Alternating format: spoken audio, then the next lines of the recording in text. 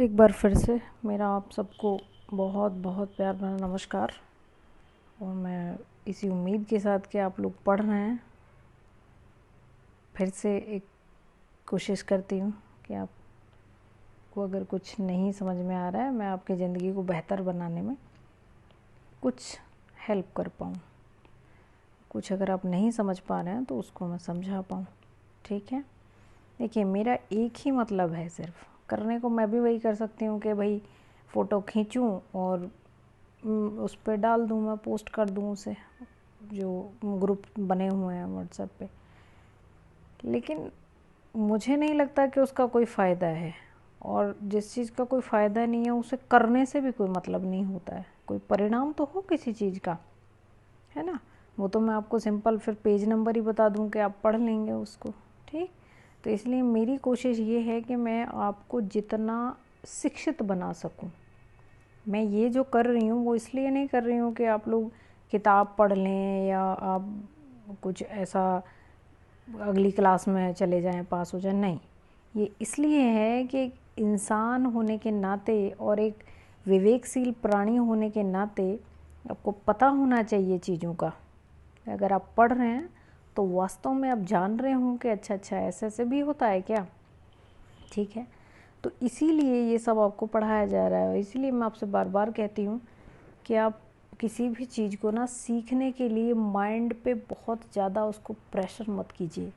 उसको ऐसा मत कीजिए कि नहीं नहीं हो अब मुझ पे ये नहीं आ रहा, ये नहीं। लाइट मूड में पढ़ते चले जाइए, समझते चले जाइए, चीज़ें अपने आप आ जाती हैं, सब हो जाता है धीरे धीरे।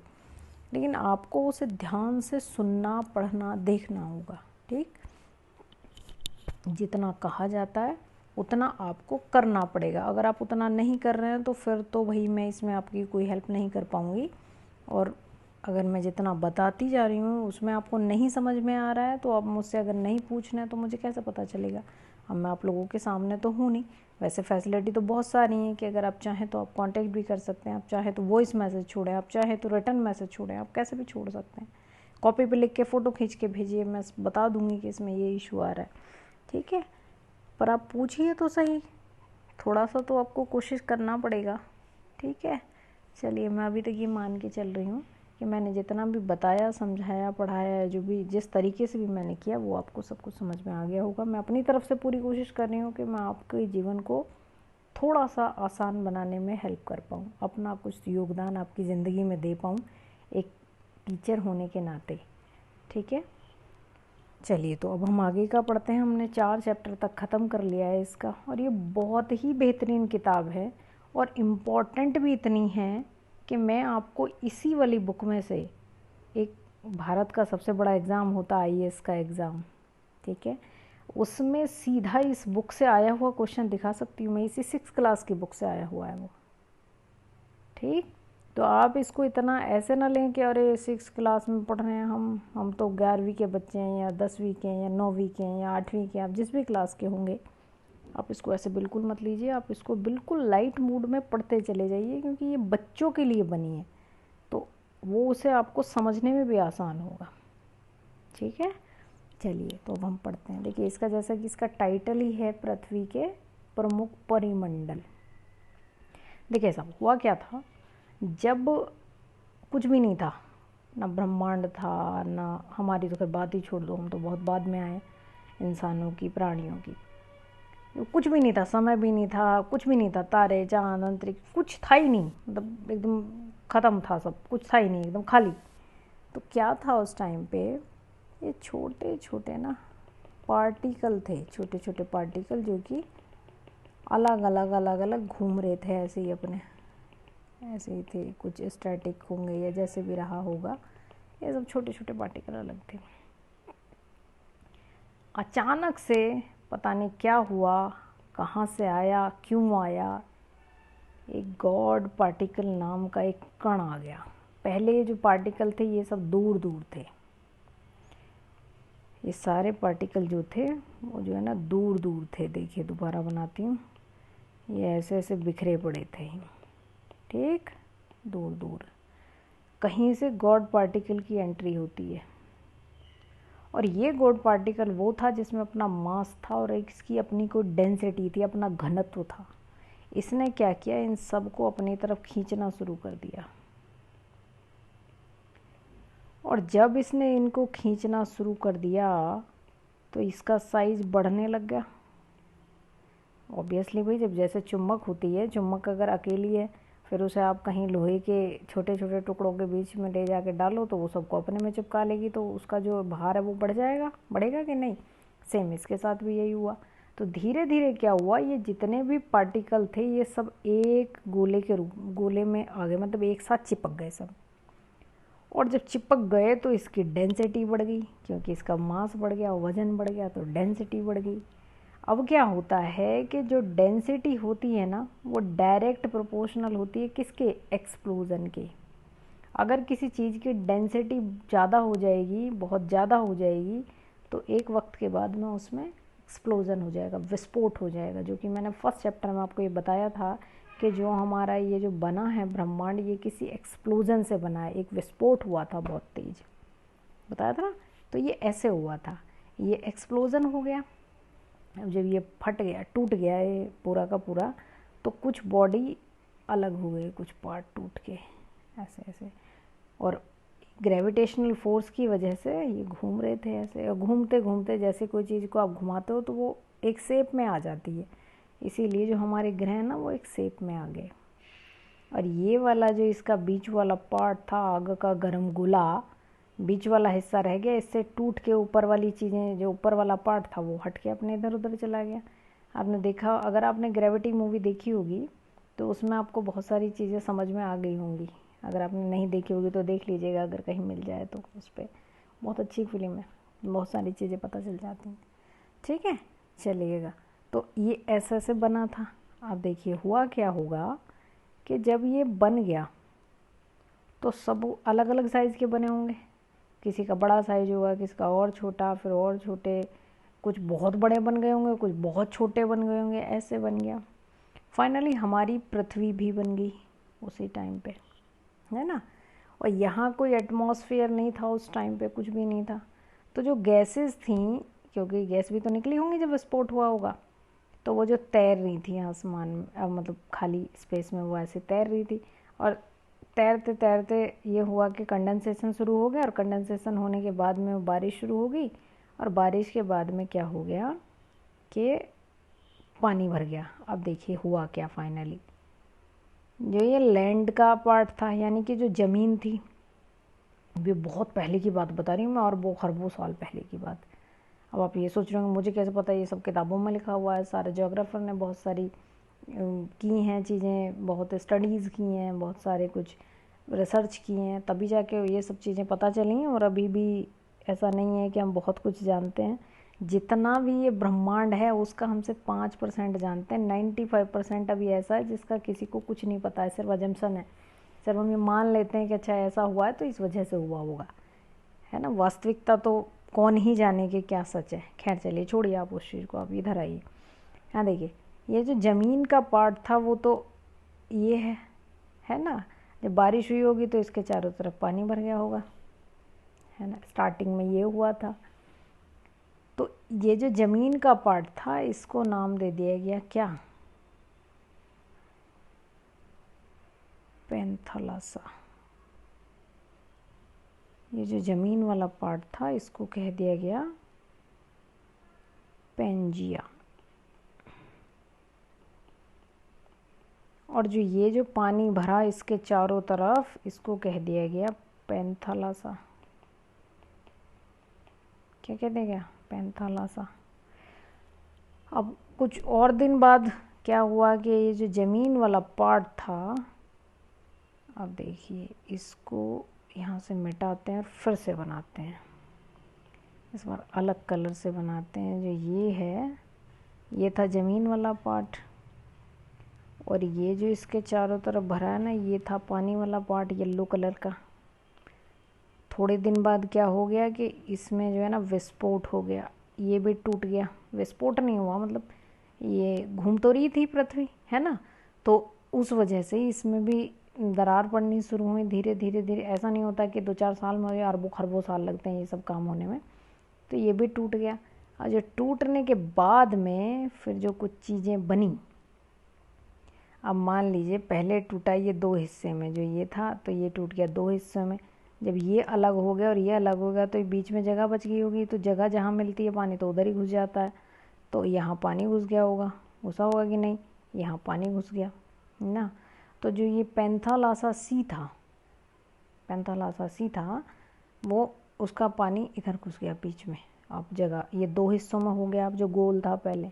उसके बाद थोड़े दिन और लगे, उसके बाद में क्या हो गया कि ये जो 2 हिस्से थे ये भी अलग अलग भागों में टूट गए, ये भी अलग अलग हो गए टूट के, है ना। और इनके बीच में भी जो जगह बनी होगी, टूटे होंगे तो अलग अलग होंगे, तो इनके बीच में भी पानी भर गया होगा, भरा होगा कि नहीं। यहाँ पे जैसे यहाँ से टूटा तो ये पानी भर गया इसमें, है ना। तो पानी भरता चला गया। अब क्या हुआ आगे जाके कि जो ये था हमारा ये पूरा एरिया जो ये था, इसको तो ये जो टूट गया ऐसे, जो ये ऊपर वाला हिस्सा जो आधा ये टूटा था, देखिए पहले ये एक था तो इसको कहा जाता था पेंजिया। जब ये 2 भागों में टूटा तो इसको कह दिया गया अंगारा लैंड और इसको कह दिया गया गोंडवाना लैंड और अंगारा लैंड। ठीक। अब जब ये गोंडवाना भी टूटा होगा आगे जाके और ये अंगारा भी टूटा होगा आगे जाके, तो गोंडवाना जो था वो टूट गया हमारा साउथ अमेरिका में, अफ्रीका में, और इधर ऑस्ट्रेलिया और भारत भी इस गोंडवाना लैंड का ही पार्ट था पहले स्टार्टिंग में। और इधर में नॉर्थ अमेरिका आ गया, यहाँ यूरोप आ गया और इधर में एशिया आ गया। ठीक, ये ऐसे टूट गया। ठीक है जी। अब आगे क्या हुआ इसके, अब देखिए इस किताब में क्या पढ़ना है हमें। तो हमने क्या किया, हमने जो बांटा इसको ऐसे बांट दिया। देखिए साहब, जब ये ऐसे था तो एक नाम था पेंजिया, फिर ये दो भागों में टूटे तो 2 नाम हो गए। जब ये इतने भागों में टूट गया, 6-7 जगह हो गया, तो इसके अलग अलग नाम रहे होंगे पार्ट के। और जहाँ जहाँ से टूटा होगा वहाँ वहाँ जगह बनी होगी, तो बीच बीच में ये पानी भर गया होगा कि नहीं, है ना। ये नीला जो मैंने भरा है तो ये पानी भर गया। अब यही जो है ना, जो ये पानी वाला भाग है ये तो बन गए ओशन सागर, महासागर। और जो ये लैंड वाला पार्ट है, जो ये ज़मीन के टुकड़े थे, इनको कहा गया महाद्वीप। इंग्लिश में इन्हीं को कहते हैं कॉन्टिनेंट्स। और जो महासागर है इनको तो पता ही होगा आपको, ओशन कहते हैं। ठीक है, महासागर। अब देखिए क्या है, तो 2 चीज़ आपको समझ में आई, महाद्वीप और महासागर, ये समझ में आया। अब देखिए साहब, अब हमने क्या किया है कि इनको ग्रीक भाषा, पहले तो ग्रीक भाषा ही चलती थी, क्योंकि यूनान का बहुत दिन दबदबा रहा दुनिया पे, रोमन एम्पायर रहा, तो वहाँ ग्रीक लैंग्वेज का बहुत रहा, तो बहुत सारे शब्द वहीं से निकल के आते हैं। पहले कहा जाता है कि ग्रीक लोग बहुत ज़्यादा इंटेलेक्चुअल होते थे। ठीक, तो ग्रीक भाषा का शब्द है एक लिथोज। लिथोज का मतलब होता है पत्थर, जैसे यहाँ लिखा हुआ है किताब में, है ना। और एटमॉस का मतलब होता है वास्प, और हाइड्रो का मतलब होता है जल। हाइड्रो का मतलब होता है जल। देखिए एटमॉस, पहले रुकिए, पहला वर्ड लिखते हैं। पहला वर्ड इसने दे रखा है लिथोज। लिथोज, ये लो लिथो, और दूसरा दे रखा है इसने एटमॉस, और तीसरा दे रखा है इसने हाइड्रो। देखिए साहब, लिथो का मतलब हो गया पत्थर, और स्फीयर का मतलब होता है क्षेत्र, SPHERE। स्फीयर माने होता है क्षेत्र, है ना, या मंडल कहो या जोन कहो या क्षेत्र कहो। तो लिथोस्फीयर का मतलब क्या हो गया, जो ठोस है, पत्थर कैसा होता है, ठोस होता है ना, सॉलिड जो है, उसी को कह दिया गया भूमंडल। पृथ्वी का जो ठोस भाग है उसी को कह दिया गया लिथोस्फीयर। है ना, क्योंकि यहाँ पे पहाड़ हैं, पत्थर हैं, पठार हैं, ज़मीन भी है, तो वो सॉलिड ज़मीन वही तो होती है, आप मार के देखो पैर उसमें तो बहुत सॉलिड नहीं होती है वो वाला। और जो ये ओसन वाला पार्ट है यानी कि पानी, एटमॉस नहीं, एटमॉस जो होता है वो होता है वास्प, सॉरी एटमॉस होता है वास्प, वास्प। और फिर इसके सामने अगर स्फीयर लगा देंगे, स्फीयर लगा देंगे तो यही हो जाएगा एटमॉस्फेयर। ये कौन सा मंडल? वायुमंडल। देखिए साहब, ये है पृथ्वी और इसके चारों तरफ ना, पृथ्वी हमारी गोल है, तो ये अगर मैं गोल बना दूँ, आपको ऐसे ही समझा दूँ, तो ये जो बहुत सारी धूल, गैसों का मिश्रण और धूल कण, जलवाष्प, ये सब मिला के इन्होंने पृथ्वी को ऐसे घेरा हुआ है, चारों तरफ से लिपेटा हुआ है। नहीं तो हमारी पृथ्वी या तो बहुत गर्म हो जाती या तो बहुत ठंडी हो जाती अगर इस पे ये नहीं होता। क्या नहीं होता? वायुमंडल नहीं होता। यानी कि गैसों का एक गोला, गैसों की एक परत है जो पृथ्वी को चारों तरफ से घिरे हुए है, जिसने पृथ्वी को ऐसे ढक रखा है जैसे कोई कम्बल लपेट दिया हो इसके चारों तरफ, वो कम्बल का ही काम करता है ना, जो ये है ये वाला। तो इसी को कह दिया गया एटमॉस्फेयर, वायुमंडल।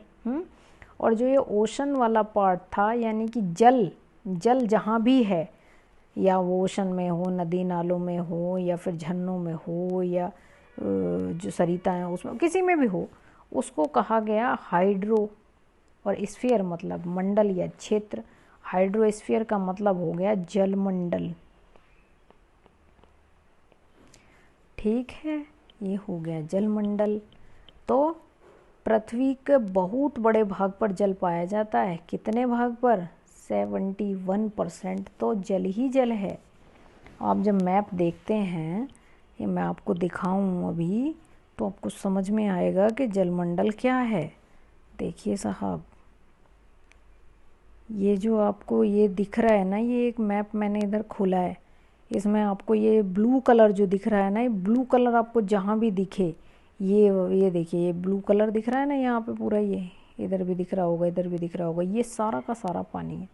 और अगर इसको हमने पूरे को अगर 100% मान लिया, तो इसका मतलब हो गया 100% में से 71% भाग पे जो है ना वो पानी ही पानी है सारे में, 71% भाग पे। बचा कितना? 29 बचा। तो 29% जो है वो ज़मीन वाला भाग है, स्थल है, ठोस है। ठीक है, और तो आपने इतना अभी हमने पढ़ लिया। देखिए अभी हमने क्या क्या पढ़ लिया है कि हमने हमारी जो ये पूरा जो क्या है, ये पृथ्वी है जो, इसको इसके प्रमुख परिमंडल, प्रमुख जो जोन है उनको इस तरह बांट दिया गया है, 4 भागों में बांटा गया है। 4 में किस किस में? एक है लिथोस्फीयर, एक है हाइड्रोस्फीयर, एक है एटमॉस्फेयर, और देखिए फिर एक चौथा और आ जाता है, जहाँ ये तीनों एक साथ मिल जाएं, जहाँ ये तीनों एक साथ मिल जाएं। मान लीजिए मैंने ये 3 गोले बनाए हैं, ये 3 जो है ना, ये गोले 3 बना दिए मैंने ऐसे। ठीक है साहब, अब इनमें भी देखिए, इन 3 गोलों में मैंने क्या किया, एक लिथोस्फीयर लिखा, एक हाइड्रोस्फीयर लिखा और एक लिखा एटमॉस्फेयर। और जो इन तीनों का ये मिला हुआ भाग अगर मैं एक यहाँ बना दूँ, ये बीच में गोला, तो यही हो जाता है हमारा कौन सा स्फीयर है? ये जैवमंडल, बायोस्फीयर। बायो मतलब होता है जीवन या जीव या सजीव, है ना। और स्फीयर माने तो होता है क्षेत्रीय मंडल। जीवन कहो या जैव कहो या सजीव कहो, यानी कि ये वाला जो रीजन है यही सिर्फ ऐसा है जहाँ जीवन संभव है। ठीक, अगर प्राणी मात्र है कोई, तो उसको जीने के लिए तीनों ही चीज़ चाहिए, एटमॉस्फेयर भी होना चाहिए, हाइड्रोस्फीयर भी होना चाहिए, लिथोस्फीयर भी होना चाहिए, अदरवाइज़ तो वो जी नहीं पाएगा, है ना।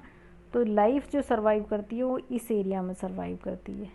ठीक है साहब, तो हमने अभी तक क्या पढ़ लिया है? अभी तक हमने इसके ये जो 3 परिमंडल जो मोटे मोटे तौर पे बांटे गए हैं हमने वो देख लिए हैं। जो एक लिथोस्फीयर का मतलब क्या हो गया? स्थल मंडल। हाइड्रोस्फीयर मतलब जल मंडल। एटमॉस्फेयर मतलब वायुमंडल। और बायोस्फीयर मतलब जैव मंडल। लिथोस्फीयर वो जो कि आपको ये ठोस पार्ट दिखते हैं, ज़मीन पे जितना भी स्थल दिखता है ना, वो सब पहाड़ हों, पर्वत हों, पठार हों, और ये जो ज़मीन जो आप देखते हैं मैदान हो, ये सब जितनी भी चीज़ें आपको दिखती हैं ठोस ठोस जो हैं वो स्थल मंडल में आती हैं। जितना भी पानी दिखता है आपको वो सब हाइड्रोस्फीयर में आता है। और जो हमारा जो पृथ्वी है उसके ऊपर में एक गैसों का एक क्या है, एक ब्लैंकेट सा परत है जिसने कि पृथ्वी को चारों तरफ से घेरे हुआ है, वो कम्बल की तरह घेरे हुआ है, तो उसको कहा जाता है एटमॉस्फेयर। ठीक साहब। और इन तीनों का ही मिला हुआ जो रूप है, जो मिला हुआ जो स्थान है, उसी को कहा जाता है बायोस्फीयर, जहाँ पे लाइफ सर्वाइव करती है। अगर ये तीनों एक साथ नहीं होंगे तो वहाँ पे जीवन संभव नहीं होगा। अब देखिए साहब, मैंने आपको ये बताया कि 71% पे हमारा क्या है, हाइड्रोस्फीयर, और 29% भाग पे जो है ये है हमारा, यानी कि अगर पूरी पृथ्वी को मान लिया जाए ये 100% है, मान लिया ऐसा मैंने मान लिया, तो जो 71% है ये है हमारा पूरा का पूरा ओशन, जल। और जो ये वाला हिस्सा है, ये जो ये बचा 29%, ये है हमारा क्या, ये है हमारा स्थल। अब आप इस चीज़ को समझ गए होंगे, आई होप। आप देखिए मंडल, भूमंडल, भूमंडल मतलब स्थल मंडल, ये लिथोस्फीयर सॉरी, इसमें हम क्या क्या चीज़ें देखते हैं आप उसको देखिए, उसमें क्या क्या आता है। यहाँ देखिए लिखा हुआ भूप्रपटी। भूप्रपटी मतलब पृथ्वी है जैसे, इसकी जो ऊपरी सतह है ना, इसको कहा जाता है भूप्रपटी, क्रस्ट। चट्टानों मिट्टी की पतली परत से बना है जिसमें जीवों के लिए पोषक तत्व होते हैं। इसमें क्या क्या होता है, जीव, यहीं तो सारी चीज़ें मिलती हैं, यहीं सब कुछ होता है ऊपर ही। ऐसा थोड़ी है कि आप अंदर घुस के खेती कर रहे हैं इसमें, नहीं ना, ऊपर ही हो रहा है, जो सारी क्रियाएं हो रही हैं वो सब ऊपर हो रही हैं। अब जो ये भूमंडल, जो भूमंडल है, इसको 2 भागों में उसने डिवाइड किया, एक को कहा महाद्वीप और एक को कहा महासागर। यानी कि जो महाद्वीप यानी कि जो ठोस भाग है उसको कह दिया इसने, जो स्थल वाला भाग है महाद्वीप, जो मैंने आपको ऊपर बताया, और जो जल वाला भाग है इसने उसी को कह दिया महासागर। ठीक। अब देख, आप एक चीज़ यहाँ नोट करेंगे, अब जब भी आप चित्र देखेंगे तो आपको ये चीज़ समझ में आएगी कि जितने भी ये स्थल वाले भाग हैं ना, ये तो एक दूसरे से अलग अलग हैं। ये सब अलग अलग हैं, लेकिन जो पानी वाला भाग है, जो महासागर है, ये एक दूसरे से जुड़े हुए हैं। देखिए ये यहाँ दिख रहा है आपको, देखिए ये अलग है, ये अलग है, ये ऑस्ट्रेलिया यहाँ अलग है, ये अलग है, ये सब अलग अलग अलग अलग है ना यहाँ। लेकिन पानी आप देख रहे हैं, कहीं भी किसी का पता चला, आप कहाँ तक कहेंगे कि अटलांटिक ओशन कहाँ तक है, ये पूरा सब जुड़ा हुआ है। ब्लू वाला भाग आप देख रहे होंगे तो, है ना, ये तो दूर दूर हैं सब। यहाँ भी बीच में एक वो है, पनामा है ना, और यहाँ भी है, ये भी, यहाँ पे भी एक छोटा सा ओशन है, ये सारा का सारा ऐसे। यहाँ एक बहुत बड़ा सा पर्वत है इस वाले एरिया में। ठीक, तो आपको ये चीज़ समझ में आ रही होगी। उसने यहाँ पे यही कहा है, जो उसने यहाँ बताया है, उसने यही बताने की कोशिश की है कि जी हमारा जो होता है वो कैसे कैसे होता है। क्या हो गया, चल जा अब। देखिए यहाँ देख लीजिए, ये वाला मैप है ना, आप इसको देखिए, ये देखिए, ये ब्लू वाला पार्ट ना सारा जुड़ा हुआ है, ये आपकी अपनी किताब में भी दिया होगा। ये ब्लू वाला पार्ट आपस में सारा जुड़ा हुआ है, और ये जो भाग है ना ये अलग अलग है। ये अगर जुड़े हुए हैं यहाँ, तो यहाँ ये किसी न किसी स्थल भाग से जुड़े होंगे या जलीय भाग से ही जुड़े हुए होंगे। बहुत छोटा सा संकरा सा भाग होगा, बाकी अलग है। देखिए पूरा नॉर्थ अमेरिका, साउथ अमेरिका, इन सब से अलग है ना ऐसे। लेकिन ये जो जल वाला भाग है ये अलग नहीं है। ठीक है साहब, चलिए अब देखिए क्या है यहाँ पे कि यहाँ इसने कहा है, समुद्र जल का तल सभी जगह समान होता है। स्थल की ऊंचाई को समुद्र तल से मापा जाता है, जिसे शून्य माना जाता है। इस चीज़ को लेके बिल्कुल बॉदर नहीं करना है कि क्या है, ये कैसे होता है, वहाँ तो पानी गहरा है, वहाँ तो ये। अब फ़िलहाल के लिए आप इस चीज़ को ऐसे ही बस मान लीजिए कि हाँ ऐसा होता है। सच्चाई है ये कि जो समुद्र का जल है ना, कभी आपने ऐसे नहीं देखा होगा कि समुद्र है जैसे, तो कभी आपने ये नहीं देखा होगा कि एक तरफ का पानी बहुत ऊंचा भर रहा है और एक तरफ का नीचा है, एक तरफ पानी यहाँ तक जा रहा है और एक तरफ यहाँ नहीं, ऐसा नहीं होता। लेकिन ज़मीन पे ऐसा देखा जा सकता है।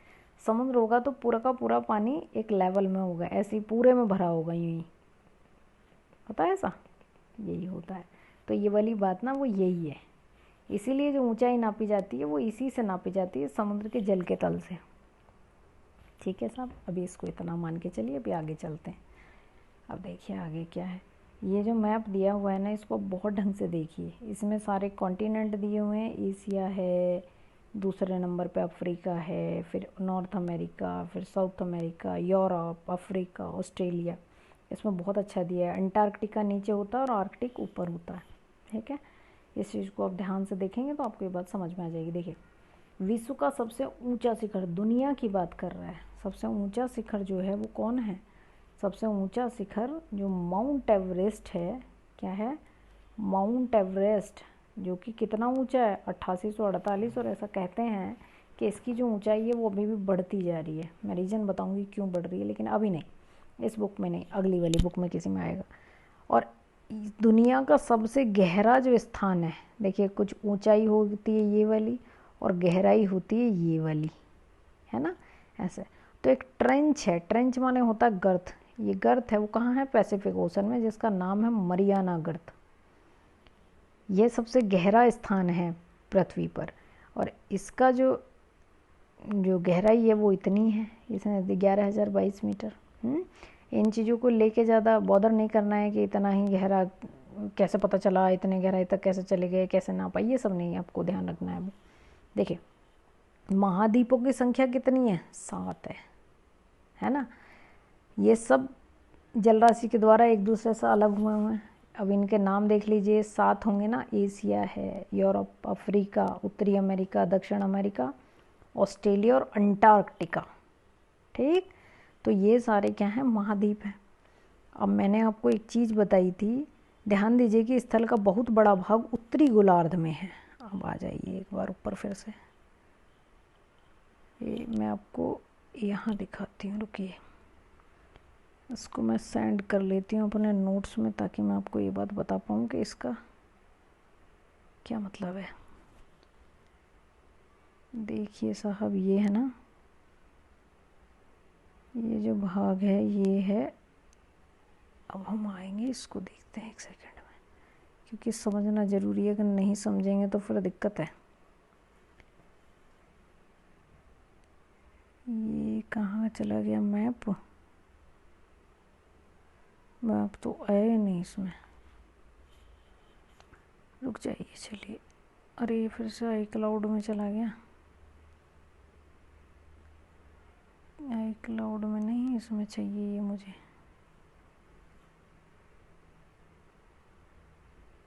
चलिएगा, देखिए ये आ गया। ठीक है, देखिए ये है ना।